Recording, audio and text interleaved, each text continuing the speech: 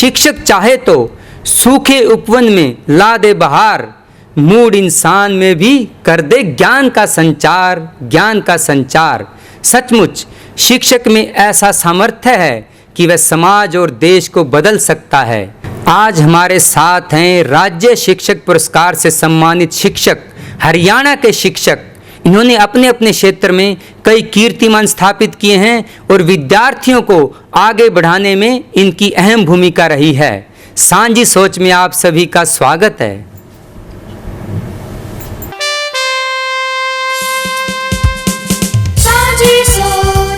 सभी को मैं शिक्षक दिवस की हार्दिक शुभकामनाएं प्रेषित करता हूं। शिक्षक राष्ट्र निर्माता होता है और विषय के अंतर्गत अनेक गतिविधियों का संचालन करते हुए छात्रों के व्यक्तित्व के विकास को विकसित करता है। इसी प्रयास को मैंने जारी रखा है। भाषा अध्यापक के रूप में विभिन्न प्रकार की गतिविधियां आयोजित करवाई हैं। अभी हम हिंदी पखवाड़ा आयोजित कर रहे हैं, तो पिछले 6 सालों से मैं इस गतिविधि का आयोजन करवा रहा हूं। खंड स्तर पर मैंने अभी 6ठा बाल कवि सम्मेलन आयोजित करवाया है और इस साल भी वो सिलसिला जारी रहेगा और छात्रों को एक मंच मिलेगा जिसके कारण वो अपनी प्रतिभा प्रदर्शित करते हैं। प्रयास रहा है हमेशा से कि गतिविधियां इसी प्रकार से हों, बच्चे प्रेरित हों, क्योंकि हम आज जिस स्थान पर पहुँचे हैं और जैसे सफल हो पाए हैं उनमें हमारे शिक्षकों का योगदान है। तो हम नमन करते हैं उन शिक्षकों को जिनसे हम प्रेरित हुए और मुझे लगता है कि प्रेरणा एक शिक्षक के लिए बहुत जरूरी है। शिक्षक हमेशा छात्रों को प्रेरित करे अपने कार्यों के द्वारा, अपनी गतिविधियों के द्वारा। भारत के राष्ट्रपति डॉक्टर सर्वपल्ली राधाकृष्णन के जन्म दिवस को शिक्षक दिवस के रूप में मनाया जाता है। उन्हीं की प्रेरणा से बहुत से शिक्षक विद्यार्थियों को न केवल पढ़ा रहे हैं बल्कि लगातार आगे बढ़ा रहे हैं। मैं अंग्रेजी की प्रवक्ता हूँ, तो जो ये बच्चों के अंदर इंग्लिश को लेकर एक फोबिया है, डर है, इसके लिए अगर टीचर्स जो हैं इसको उनकी प्रैक्टिकल लाइफ में अगर अप्लाई करवाए तो मेरे ख्याल से बहुत अच्छा होगा। जैसे कि बच्चों को ये कहा जाए कि उनके जो रूटीन के कार्य हैं वो उसको इंग्लिश में बोलने की कोशिश करें। जैसे रूम के अंदर जो चीज़ें पड़ी हैं उनको इंग्लिश में बोलें। तो छोटे बच्चे जैसे होते हैं उनको मतलब कि फ्रॉम द वेरी बिगनिंग उनको ये कहा जाए बेटे आप इसको इंग्लिश में, जैसे कुर्सी को चेयर, टेबल को मेज को टेबल बोलेंगे, चम्मच को स्पून, गर्ल्स को सिखाया जाता है किचन के यूटेंसिल्स को, बर्तनों को आप इस इंग्लिश भाषा में बोलिए, गुड मॉर्निंग, गुड इवनिंग। तो इस तरह से मेरे को लगता है कि अगर हम धीरे धीरे इसको अपने मतलब कि रूटीन में अगर थोड़ा बच्चों को हम टीचर्स अगर कोशिश करें, मोटिवेट करें बच्चों को, तो ये भी एक एज ए यूजुअल लैंग्वेज हो जाएगी। तो उसके लिए हमें प्रयास करना पड़ेगा। सभी इंग्लिश टीचर्स, मैं पर्टिकुलरली मैं अपनी बात करती हूँ, तो इसमें मैं करती हूँ ये कार्य को और बच्चों को मैं ये कहती हूँ कि आप रोज़ नए 10 वर्ड्स जो है नए इंग्लिश के याद कीजिए। वो 10 वर्ड्स लिख के लेके आते हैं, फिर धीरे धीरे उनको कहती हूँ बेटा आप इसको प्रैक्टिकली अपने सेंटेंसेस में यूज कीजिए। तो वो बड़ी कोशिश करते हैं और मेरा ये एक्सपीरियंस रहा है कि बच्चों को थोड़ा सा बूस्ट करो, रिजल्ट बहुत अच्छा आता है। तो धीरे धीरे मतलब कि काफ़ी इम्प्रूवमेंट है और इम्प्रूवमेंट की आवश्यकता है। तो हम अगर इनको लाइफ में अगर बच्चों को इस लैंग्वेज का यूज कर देंगे तो ये जो डर है बच्चों का समय के साथ साथ खत्म हो जाएगा और मैं इसकी पूरी उम्मीद करती हूँ।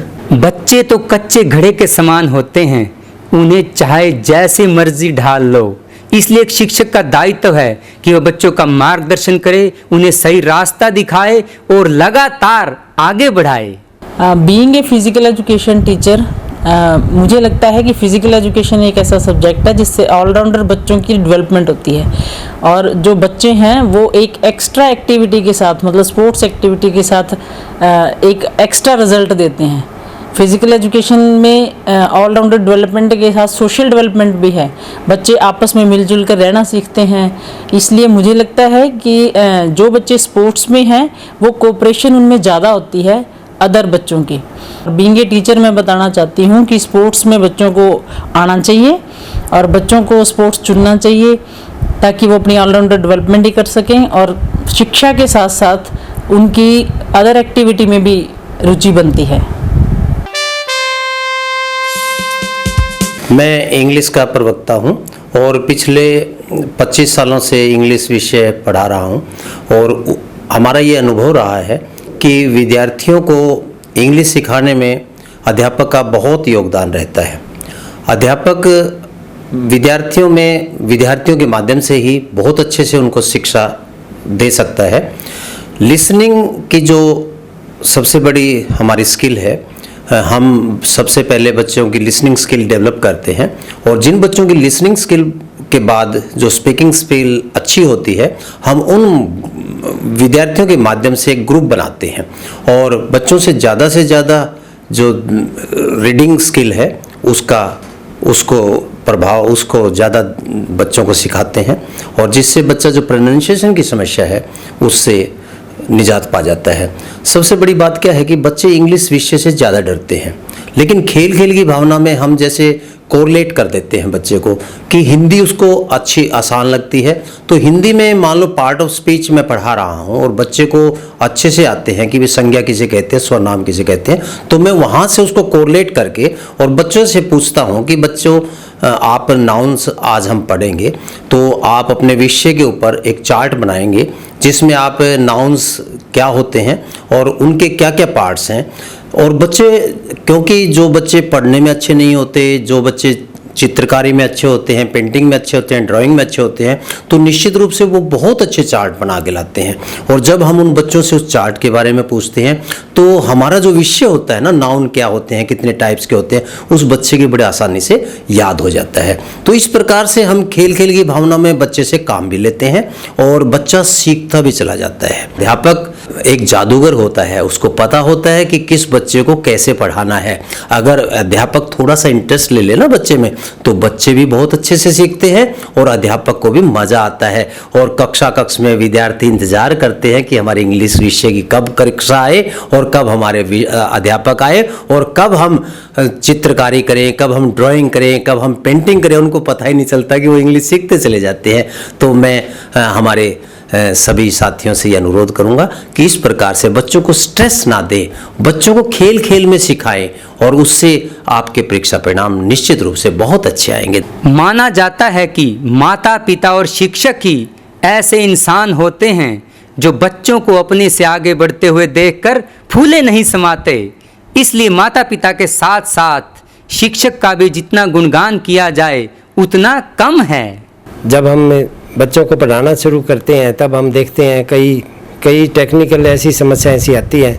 जैसे बच्चा हिंदी मीडियम से एकदम +1 में इंग्लिश मीडियम में आता है, बायोलॉजी पढ़ता है, तो उसके लिए हमें थोड़ा सा शुरू में क्या हिंदी इंग्लिश दोनों में उनको पढ़ाना पड़ता है। उसके बाद बच्चा ठीक प्रकार से अटेंड करता है, समझने लगता है। और ऐसी कोई मुश्किल चीज़ नहीं है, जिस चीज़ को हम पढ़ना शुरू कर देते हैं वैसे ही बच्चे पढ़ना शुरू कर देते हैं, उनको समझ आने लगता है। तो बायोलॉजी एक ऐसा सब्जेक्ट है जो इंटरेस्टिंग भी है, फिजिक्स केमिस्ट्री से थोड़ा आसान भी है।